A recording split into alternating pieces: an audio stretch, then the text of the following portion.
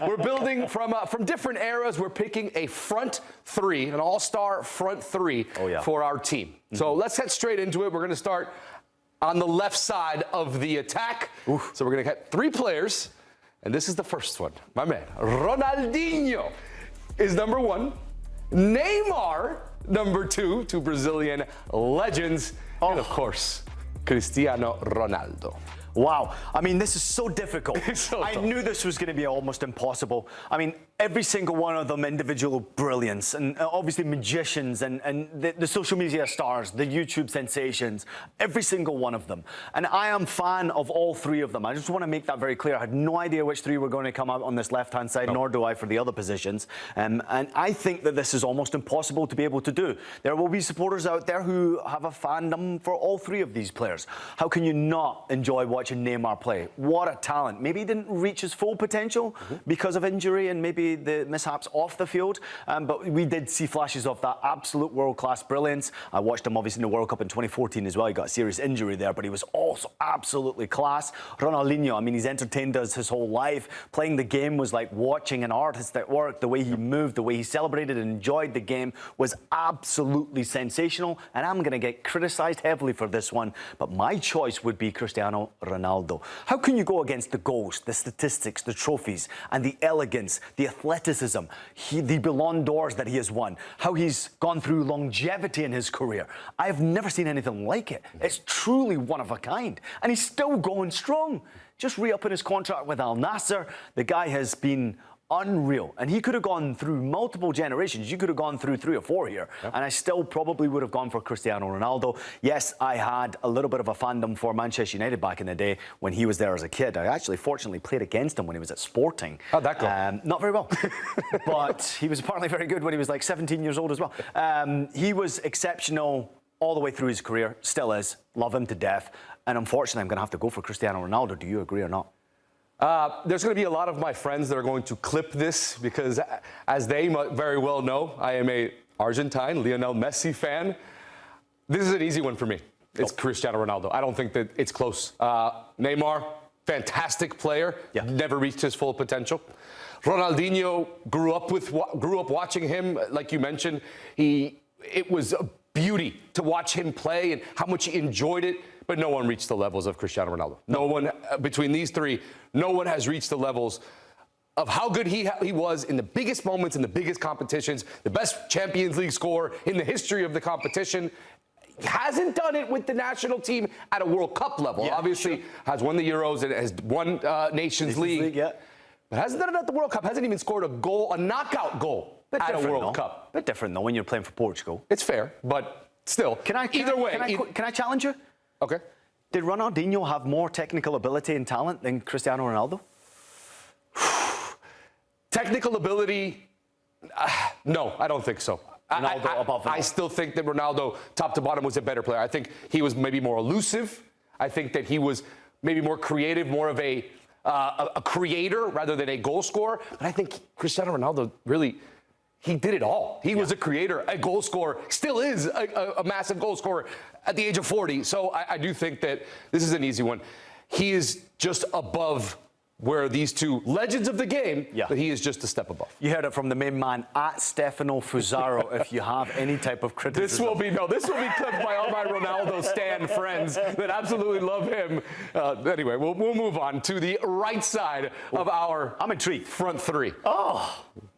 The right side. The GOAT. Wow. Lionel Messi, Mohamed Salah. You guys are killing me here. Yeah, Mohamed Salah for you. And Lamine Yamal. I think if this was done maybe done 10 years from now, he might have something to say about it. Mohamed Salah, love him, fantastic player, one of the best to ever wear the Liverpool shirt, if not the best to ever wear the Liverpool shirt. But I mean, what are we doing? It's the best player in the history of the game, if not top 3 in the history of the game, and completed football when he won the World Cup. Just out of curiosity, who is in your top 3? 3. Maradona, Ronaldo, and Messi. Yeah. So there you have it. Messi has to be in the discussion, obviously, for your team, right, left, centre, goalkeeper, I don't care. Yeah. Greatest player I have ever seen in my lifetime. I don't think we will see another player like Lionel Messi. I understand Lamine Yamal is on the way and he is doing incredible things with the football. He is clearly entertaining us all at his young age, and he's had success already at his young age, especially for the national team. Mohamed Salah has been truly spectacular to watch in the latter stages of his career. In the earlier stages, not so much compared to these two. Right. But Lionel Messi, what he has managed to do for the football game, full stop. And that's the digital world, the social media world, the YouTube world, the professional game, off the field, on the field, merchandising, selling jerseys, winning World Cups. He's done it all. And I think the talent tells us all that when Lionel Messi plays, we watch. I don't say that about any other player. When he plays, I clear my schedule and I make sure I'm watching what he's doing. Even now, Inter Miami, I'm not a fan, but I am of Lionel Messi. Yeah. It's must-watch TV every time he's on the TV. Even at this point in his career, it's must-see. Yep. Quickly about Yamal, I do think he has the talent to get there, but the amount of fixtures that he's already played is what's worrying to me long-term with Lamine Yamal, to be able to reach the heights of Lionel Messi.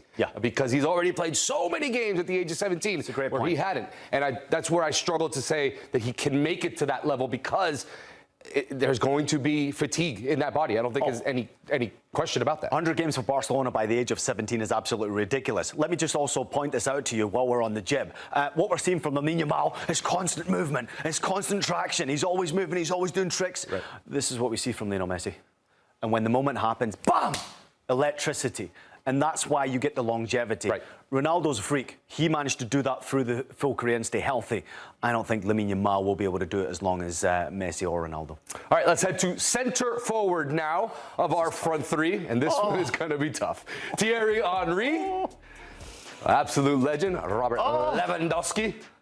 This hurts my soul. I know it does. And Erling Haaland. Wow. That's a tough one. Yeah, that's a really difficult. I'm going to let you go first because I already have my answer. Yeah, I think most people will go for Thierry Henry, and I think naturally, with being a Premier League legend, a World Cup winner, someone who obviously works closely with CBS Sports and Paramount Plus, you don't want to get fired by not choosing Thierry Henry. He's an unbelievable player. In his time, I was watching Manchester United compete against his Arsenal, so therefore I wasn't a big fan of Thierry.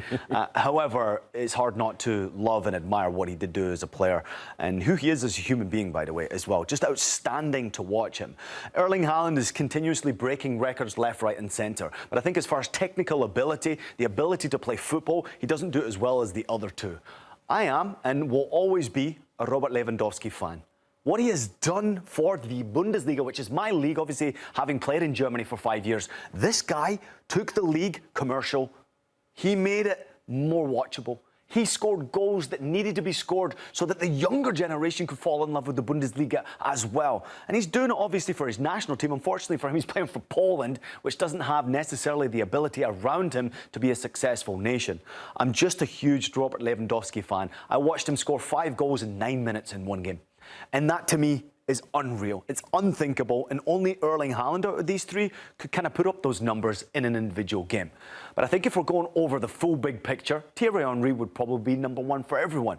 We have to agree on this. And I've got a feeling you're not going with Lewandowski, and there might be a way that you can sway me to Thierry because of who he is, what he's done, the individual brilliance, and everywhere he went, he won. Yeah, this is the most difficult of the three, without a doubt. I grew up watching Thierry Henry. I almost became an Arsenal fan because of Thierry Henry. That's a shameful admission there. I'm glad I didn't go that route. We share a birthday as well, so I'm a little bit little biased. No, but on the real, what he was able to do taking over the Premier League and having the success that he was able to accomplish, becoming a club legend and just being the dominant striker of his era in the Premier League is massive. And then to go to Barcelona when he realized, well, Champions League is maybe going to be tough to win at Arsenal. Going to Barcelona and fitting brilliantly in with Messi and with that entire team and winning the Champions League and getting it done. Yep. I do think that he was just that little bit more dynamic than Robert Lewandowski is. I think Lewandowski is a better, just out-and-out number 9 striker who could score multiple goals a game, score 30, 40 goals a season in his prime. Yep. I think that Thierry had a little bit more to his game, was a little bit more creative, can be put out on the wing a little bit more, come inside, do more than Lewandowski did, and that's why I'm going to go with Thierry. Listen, one other reason I'd throw in there as to why I'm going to be edged and pushed into this direction is because we saw Lewandowski do it in the Bundesliga, obviously outstanding. He's done it recently in the latter stages of his career in La Liga. He's still scoring goals now. And again, I have a man crush on him. I absolutely love him to death. But what I would have done to have seen this guy play in his prime in the Premier League, because had he played in the Premier League, I honestly think we would be talking about a different Lewandowski.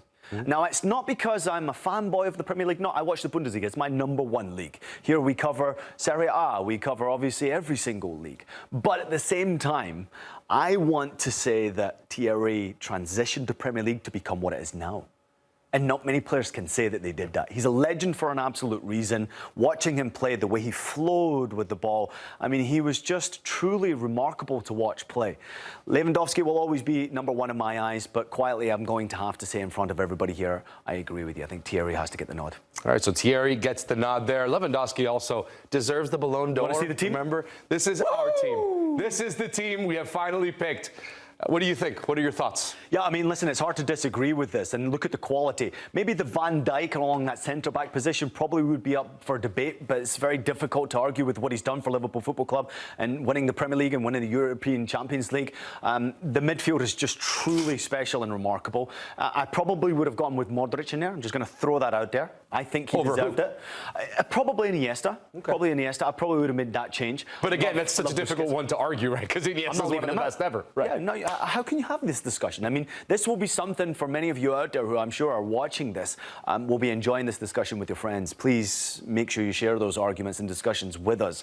But up top there, I think we've gone with the right selection. I mean, this is over 3 generations, 3 centuries, and I think we've hit it right on the head. How lucky are we to have watched Lionel Messi and Cristiano Ronaldo play for this long? And I think fans need to remember that. We are fortunate to have been able to watch both of those players throughout their entire careers, because I don't think that we could ever say that there was 2 players on the level of that they are to play at the same time and competing against each other for years and years. We're probably here because of those 2 stars. That's fair.